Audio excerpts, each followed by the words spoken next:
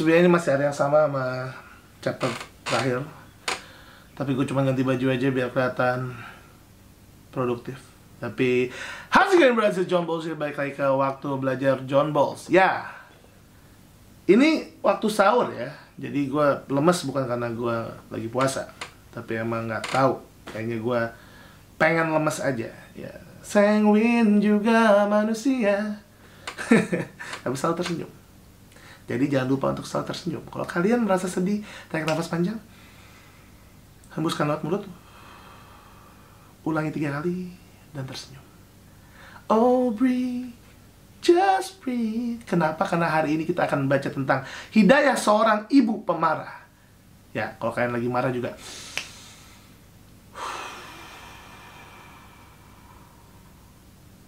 Ya, oleh Amiko. Bismillahirrahmanirrahim. Ya, harusnya gue selalu pakai bismillah ya kalau kita mau mulai baca ya. Berawal dari keresahan hati dalam merespon sesuatu hal yang sering memancing emosi, terutama kepada ayah saya yang karakternya mudah marah, dan salah satu putri saya yang berkarakternya nyantai juga sering ngambek, membuat hari-hari selalu kurang rukun. Oke, gini. Maksudnya dianya yang pemarahnya. Oke, kita lanjut dari dulu. Setelah itu selalu muncul ketidaknyamanan dalam hati karena sadar bahwa hal tersebut tidaklah baik, terutama kepada ayah. Juga berapa banyak jaringan di otak putri saya yang hancur karena berantakan dalam marah saya.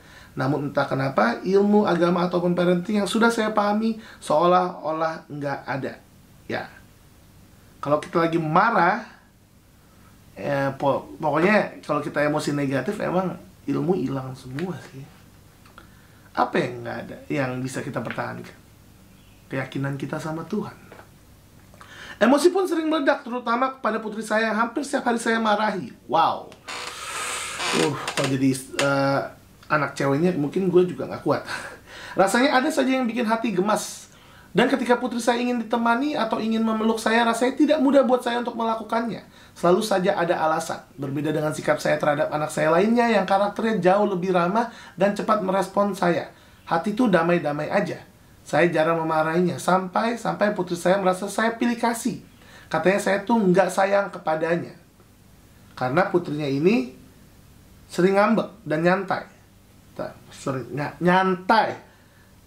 Nyantai juga sering ngambek. Nyantai, plekmatis, atau sanguin, sering ngambek, kole atau melo. Kalian bisa lihat ya, artinya dia apa? Oke, kita lanjut dulu deh.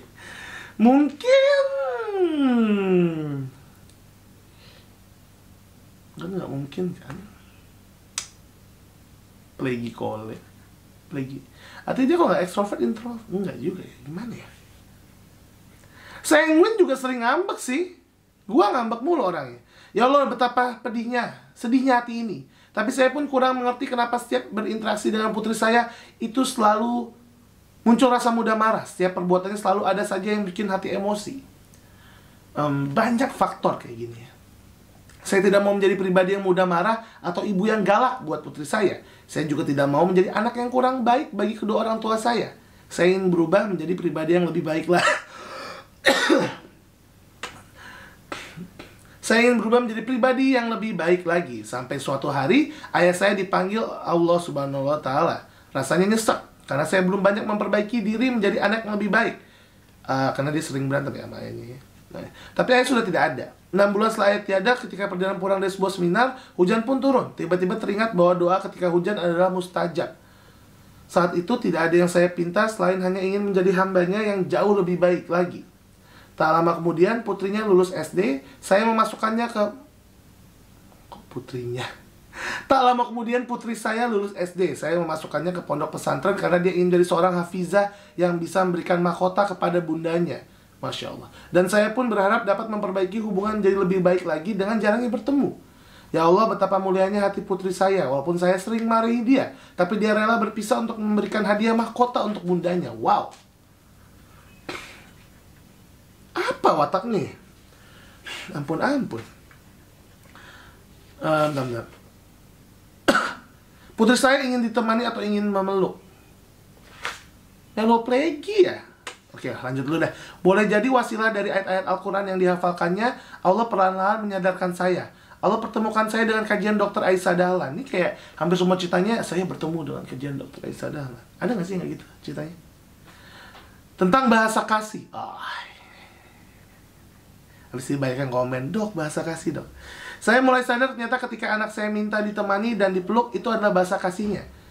Oke, artinya dia bilang anaknya meloplegi. Saya pun menangis merasa betapa zolimnya saya selama ini terhadap putri kecil saya. Lalu saya, oh iya deh. Karakternya santai juga sering ngambek, plegi dan melo. Wow, kenapa gue gak berpikirnya tadi ya? Saya pun menangis merasa betapa zolimnya saya selama ini terhadap putri kecil saya. Lalu saya ikuti terus channel YouTube-nya sampai menemukan kajian tentang watak. Saya semakin menyesal. Saya sadar bahwa ternyata bukan kemauan putri saya selalu nyantai atau menunda-nunda pekerjaan ya, plegi melo. Bukan juga kemauan putri saya yang selalu mudah ngambek. Karena perasa sebetulnya putri saya yang benar dan sayalah yang salah. Saya kurang memahami watak diri sendiri, apalagi watak anak-anak. Makanya ayo kita belajar kepribadian atau watak. Kangen sama gerakan ini? Ya, the OGs will know. Garis kebenaran saya terlalu tinggi. Orang Kole, dia punya pride yang tinggi. Setelah belajar mengenai watak, saya baru tahu kenapa saya mudah marah dan kenapa putri saya seperti itu. Pantas saja semakin saya marahi, semakin gak mudah putri saya bergerak. Ya, pragmatis kalau dimarahin, shut down. Ya, jadi kalau pragmatis itu harus dibimbing. Ya, jangan dimarahin. Gue bisa marahin orang pragmatis gak ya? Gue takut merasa bersalah. Pantas saja semakin saya marahi, semakin gak mudah putri saya bergerak, dia makin diam dan ambekan. Dan ketika saya emosi atau marah, otak reptil saya lah yang aktif. Ya. Sehingga ilmu agama, ilmu parenting sebanyak dan sebagus apapun lewat begitu saja seolah-olah tidak ada. Jadi cuma mematok doang. Petak! Kan reptil. Ya, si reptil tuh bukan ular ya. Nggak selalu reptil matok. Otak gue tuh sangat-sangat reptilis. Ya, rasis sama reptil. Saya semakin ingin belajar lebih paham lagi soal watak. Saya membuka lagi channel YouTube Dr. Aisyah Dahlan. Dan alhamdulillah menemukan kajian tentang kenali watakmu, bahagiakan jiwamu.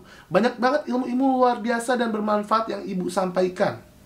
Dan yang bikin hati makin jatuh cinta, Bu Aisyah selalu mengaitkannya dengan Al-Quran. Setelah saya mempraktikkan ilmunya, saya merasa lebih mampu mengelola emosi saya yang sering meledak.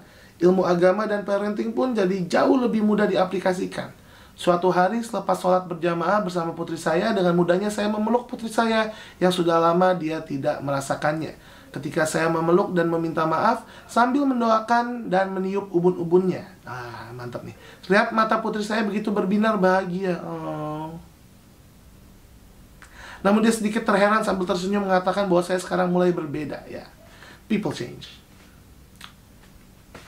Tidak seperti dulu lagi yang mudah marah, saya sekarang katanya lebih baik dan enggak bikin hatinya takut lagi. Ya, alhamdulillah, terima kasih ya Robby atas jalan hidayahmu ini. Sekarang saya lebih mampu mengontrol emosi dan mengendalikan diri dengan lebih baik lagi. Seperti yang dikatakan Bu Aisyah bahwa salah satu kelemahan watak koleris adalah mudah marah. Ya Lanang, kamu mudah marah.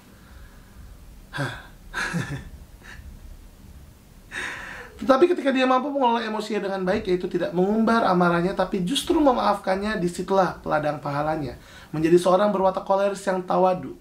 Dalam sebuah hadis pun disebutkan, jangan marah, bagimu surga. Lata do walakal jannah.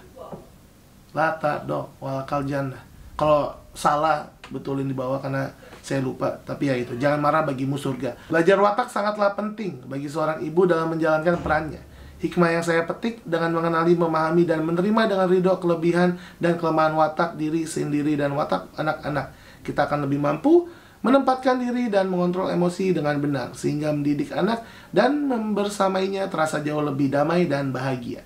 Di narasi penulis, Amiko seorang mompreneur yang terus belajar memperbaiki diri khususnya untuk anak-anak. Memang seorang ibu itu harus memperbaiki diri untuk anak-anaknya. Karena ya, kalian nggak bisa berharap seorang ayah akan memperbaiki untuk anak. Nggak tahu sih ya. Kayak banyak kok ayah-ayah yang bijaksana juga. Tapi Bras, kalau mau pesan chat di Instagram, tanya aja info harganya dan lain-lain. Harganya 150.000. Jadi ya, thank you udah nonton. Bagus sih ceritanya sih, banyak insight-nya. Karena emang jadi orang koleris itu kita harus bisa tawadu. Ya, karena kadang-kadang kita kalau nggak tahu kenapa kita kayak gitu tuh kayaknya kita kesel aja. Tapi kalau nggak tahu kenapa orang tuh lemot, orang pemikir, orang ngahahehe sendiri. Kalau udah tahu, agak lebih santai. Jadi, thank you for watching, bros. Amat, bros. Let's go! It's John Balls here!